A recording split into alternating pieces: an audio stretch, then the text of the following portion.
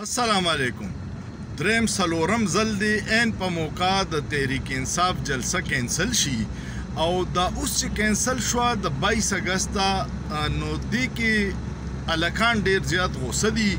په سوشل میډیا چې زه ګورم نو د هغوی ټوله غوسه په خپل قیادت ده چې حکومت به NOC کینسل کوي خو تاسو به جلسه نه کینسل کوله او هغوی دا الزام لګوي چې زموږ د بهر کم قیادت دی دا د اسټیبلیشمنټ ټټوان دي څوک خو وایي بنګړي وله ولیږي څوک د استعفې مطالبه کوي حلیمه خان هم الزام ولګو چې دا څنګه کیدی شي چې 9 بجې اعظم سواتي جیل ته لیږلی دی او هغه د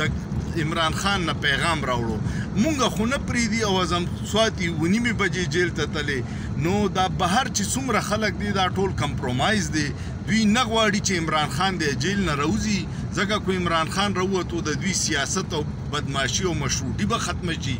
نو ورکرانو له پکار دي چې نور د دې قیادت په انتظار نه کینی